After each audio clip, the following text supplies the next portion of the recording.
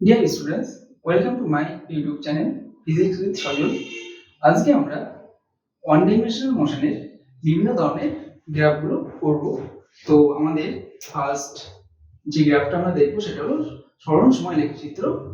তো এই সরণ সময় লেখচিত্র থেকে আমরা কি জানতে পারি? তো এদিকে সময় t আর এদিকে আমরা a অর্থাৎ সরণকে আঁকছি, মানে x অক্ষ বরাবর আমরা সময়কে আর y অক্ষ বরাবর সরণকে আঁকছি। এখন ধরলাম আমাদের এরকম একটা গ্রাফ আছে। তো এই গ্রাফের আমরা ফার্স্টে স্লোপ অর্থাৎ নতিটা বের করব। তো নতি বের করার জন্য আমরা এই গ্রাফটার উপরে একটা ছোট ট্রায়াঙ্গেল ধরলাম। তো এইটা হলো আমাদের ট্রায়াঙ্গেল। তো এই ট্রায়াঙ্গেলটার এইটা আমাদের ডেল্টা এস কে বোঝাচ্ছে, মানে কতটুকু সরণ হয়েছে, এইটুকুর জন্য কতটুকু সরণ হচ্ছে এই দৈর্ঘ্যটাতে সেটা বোঝাচ্ছে। আর এইদিকে এদিক বরাবর এক্স অক্ষ বরাবর এইটুকু দৈর্ঘ্য আমাদের ডেল্টা টি অর্থাৎ সময়ের পরিবর্তন থেকে বোঝাচ্ছে। তো আমরা নতি মানে জানি কি, এই যে গ্রাফটা সেটা এক্স অক্ষ অর্থাৎ এক্ষেত্রে সময় অক্ষের সাথে কত কোণ করে আছে তার ট্যানজেন্ট। এক্ষেত্রে নতি বা গ্রাফটা স্লোপ এটা ইকুয়াল টু আমরা লিখতে পারি ট্যান থিটা। তো এই অ্যাঙ্গেলটা থিটা হলে আমাদের এই অ্যাঙ্গেলটাও থিটা হবে। তো ট্যান থিটা ইকুয়াল টু আমরা জানি যে লম্ব বাই ভূমি। তাহলে এখানে এই অ্যাঙ্গেলটা থিটা হয়, ডেল্টা এস আমাদের লম্ব হবে আর ডেল্টা টি আমাদের ভূমি হবে। তাহলে ট্যান থিটা ইকুয়াল টু আমরা এইভাবে লিখতে পারি ডেল্টা এস বাই ডেল্টা টি। তাহলে আমরা কি পেলাম? নতি ইকুয়াল টু সরণ বাই সময়। তো সরণ বাই সময় মানে আমরা জানি বেগ। তাহলে এখান থেকে আমরা বলতে পারি যে একটা সরল সময় লেখচিত্রের নতি থেকে আমরা বেগ এই ভৌত রাশিটার মানটা জানতে পারি। এরপর নেক্সট আমরা বেগ সময় লেখচিত্র থেকে আমরা কোন কোন ভৌত রাশির মানটা জানতে পারি সেটা দেখব। তো এটা আমাদের বেগ সময় লেখচিত্র। আমরা এক্স অক্ষ বরাবর সময় অর্থাৎ টি কে আঁকছি আর ওয়াই অক্ষ বরাবর বেগ মানে বি কে আঁকছি। এইবার আমাদের লেখচিত্রটা ধরা যাক এরকম একটা সরলরেখা আছে। তো এই সরলরেখাটার আমরা ফার্স্টে এর নতিটা বের করব। তো নতি বের করার জন্য আমরা আগেরবারের মতো সেম একটা ট্রায়াঙ্গেল লিখে নিলাম। তাহলে এখানে যদি এই সরলরেখাটা টি অক্ষের সাথে থিটা কোণ উৎপন্ন করে তাহলে এই কোণটা আমাদের থিটা হয়ে যাবে। আবার এই যে এইটা কি হচ্ছে, এইটুকু দৈর্ঘ্য আমাদের বেগের যে পরিবর্তন হচ্ছে সেটাকে বোঝাবে।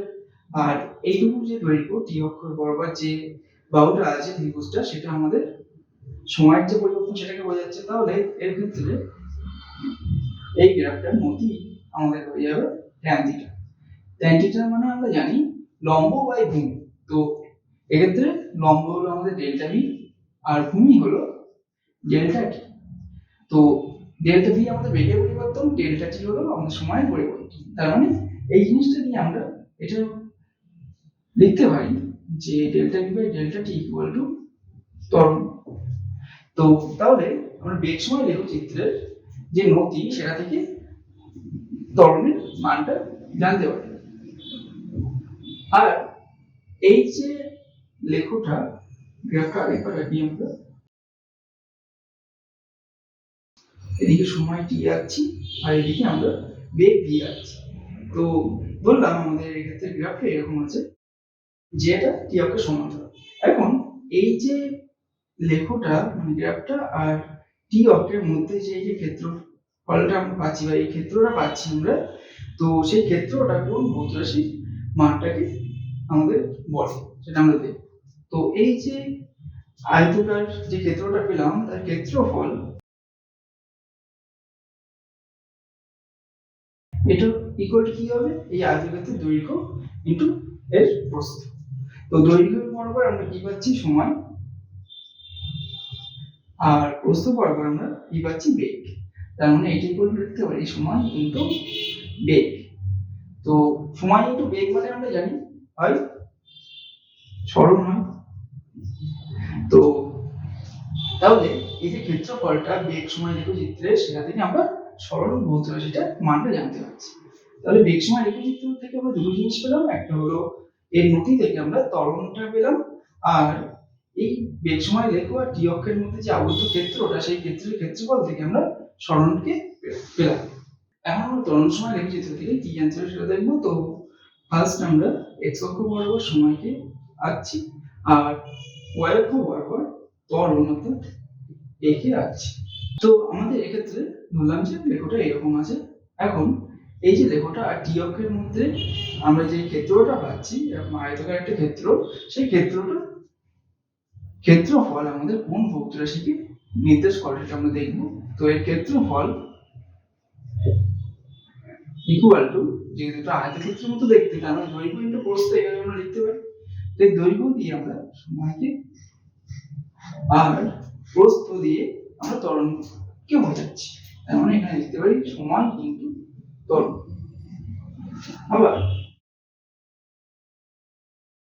ত্বরণকে আমরা এইভাবে লিখতে পারি বেগের পরিবর্তন বাই সময়। তাহলে সময় সময় কেটে গেল, আমরা ফাইনালি পেলাম বেগের পরিবর্তন। তার মানে আমরা ত্বরণ সময় লেখচিত্রের যে ক্ষেত্রফলটা পাচ্ছি সেটা দিয়ে বেগের পরিবর্তনকে জানতে পারছি। তো এবারে আমরা সরণ সময় লেখচিত্রের বিভিন্ন কেসগুলো দেখবো, মানে বিভিন্ন ক্ষেত্রে এই লেখচিত্রটা কেমন হয়। তো আমরা এদিকে সরণ, ওয়াই অক্ষ বরাবর সরণ আর এক্স অক্ষ বরাবর সময়কে আঁকছি। তো একটা স্থির বস্তুর ক্ষেত্রে আমাদের বস্তুটার যে সরণ হয় সেটা শূন্য হয়। তার মানে আমাদের এক্ষেত্রে লেখচিত্রটা অবশ্যই টি অক্ষ বরাবর হবে। তার মানে লেখচিত্রটা আমাদের এরকম। নেক্সট আমাদের সরণ সময় লেখচিত্রে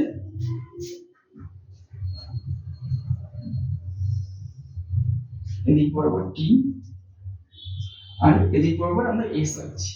তো এখানে আমরা সমবেগে গতিশীল কোন একটা বস্তুর লেখচিত্রটা কেমন হয় দেখব।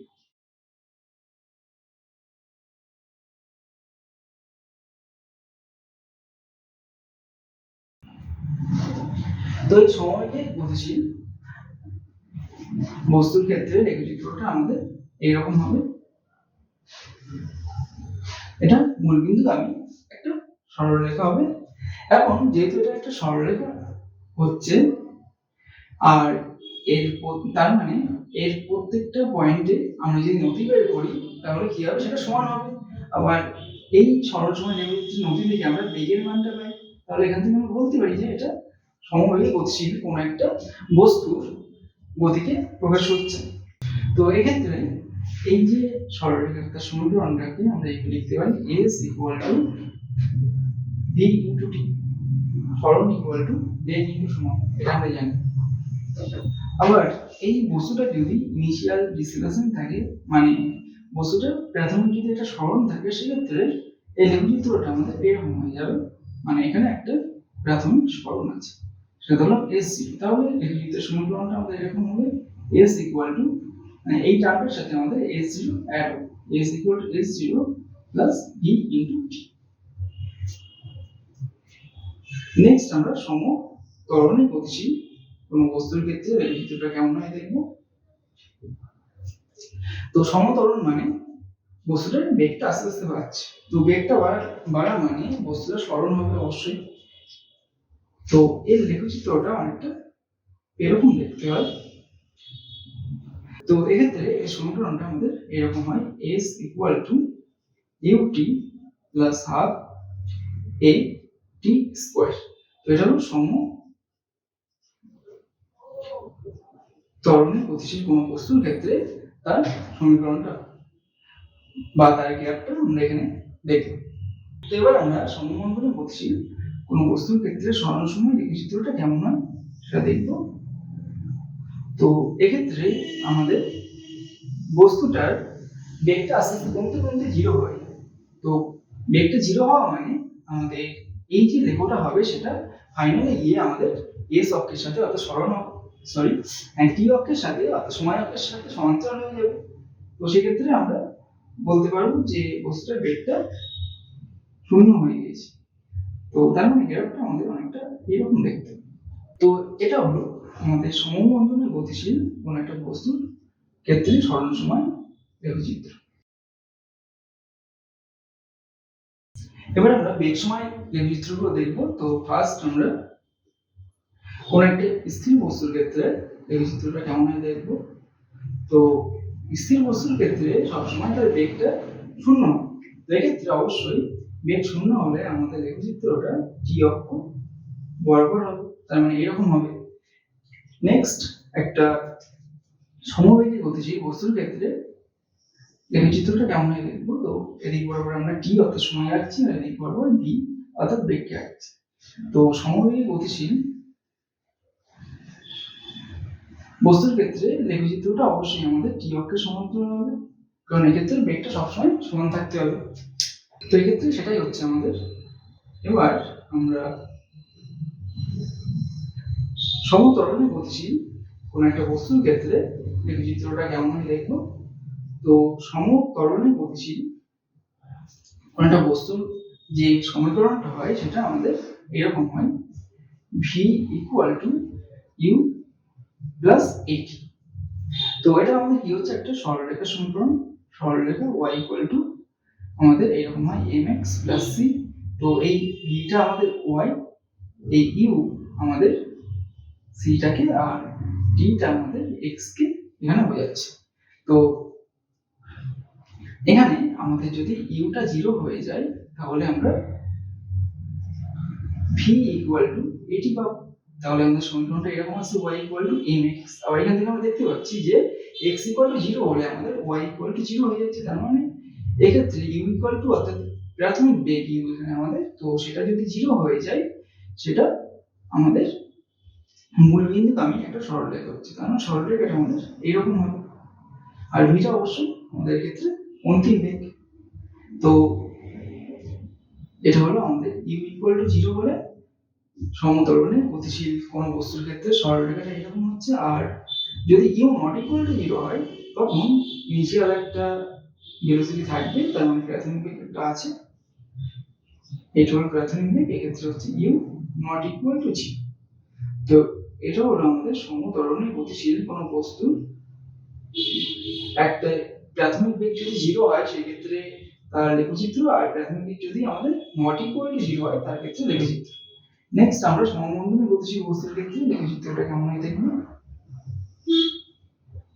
তো এদিক বরাবর টি, এদিক বরাবর আমরা ভি রাখছি। তো সমবন্ধনের ক্ষেত্রে আমাদের ভি ইকুয়াল টু ইউ, যেহেতু বন্ধন হচ্ছে সেই কারণে মাইনাস এ ইনটু টি হবে। তো এটাকে আমরা এইভাবে লিখতে পারি y ইকুয়াল টু, আচ্ছা সিটা আগে লিখলাম c প্লাস এম এক্স, এইভাবে লিখলাম। তাহলে ভিটা দিয়ে আমাদের y, ইউটা আমাদের c, অর্থাৎ অন্তিম বেগ আমরা মানে বেগটাকে আমরা y অক্ষ বরাবর রাখছি, প্রাথমিক বেগটাকে আমরা সেখান থেকে c এর মানটা পাচ্ছি, আর a ইনটু t, এটা যেহেতু নেগেটিভ সেই কারণে আমাদের m টাও নেগেটিভ হয়ে যাচ্ছে, আর t দিয়ে আমরা x কে এখানে বোঝাচ্ছি। তাহলে গ্রাফটা এখানে আমরা দেখতে পাচ্ছি m টা লেস দ্যান 0।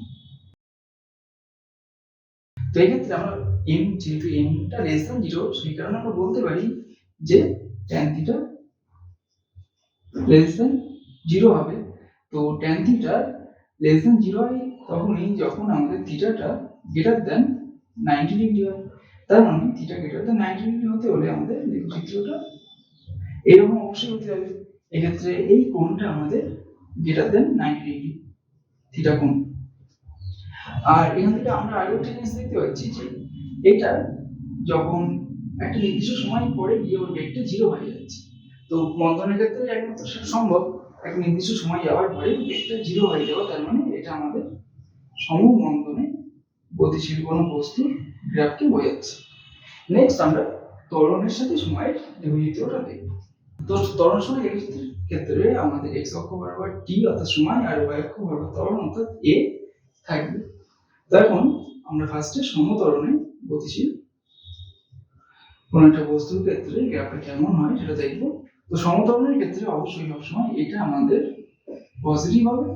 তো পজিটিভ শুধু পজিটিভ না, পজিটিভ কনস্ট্যান্ট অর্থাৎ ধনাত্মক ধ্রুবক। তো ধনাত্মক ধ্রুবক মানে কি, এই যে গ্রাফটা হবে সেটা আমাদের টি অক্ষের সমান্তরাল হবে, এইভাবে হবে, এটা আমাদের পজিটিভ দিকে অবশ্যই। নেক্সট আমরা সমবন্ধনের ক্ষেত্রে গ্রাফটা আঁকলে কেমন হবে দেখা যাক। তো এদিকে আমরা টি অক্ষ আঁকছি আর এখানে আমরা এ আঁকছি। তো সমবন্ধন হচ্ছে, সমবন্ধনের ক্ষেত্রে আমাদের এটা অবশ্যই নেগেটিভ হয় এবং এটা নেগেটিভ কনস্ট্যান্ট। তার মানে এটা নেগেটিভ কনস্ট্যান্ট, তার মানে এটা হলো আমাদের ধ্রুবক এবং এর মানটা হলো ঋণাত্মক। তার মানে এই উপরের দিকে টি অক্ষের উপরের দিকে আমাদের ধনাত্মক আর নিচের দিকে ঋণাত্মক। তার মানে এইটা হয়ে যাবে আমাদের এই গ্রাফটা আমাদের টি অক্ষের সমান্তরাল হবে এবং এটা ঋণাত্মক দিকে সমান্তরাল হবে। তো এইটা আমাদের মাইনাস, মানে বন্ধনকে বোঝাচ্ছে নেগেটিভ দিকে। তো এগুলো হলো আমাদের সরল সময়, বেগ সময় আর ত্বরণ সময়ের যে লেখচিত্র সেগুলো। তো আজকের ক্লাস এই পর্যন্ত, দেখা হচ্ছে নেক্সট ক্লাসে।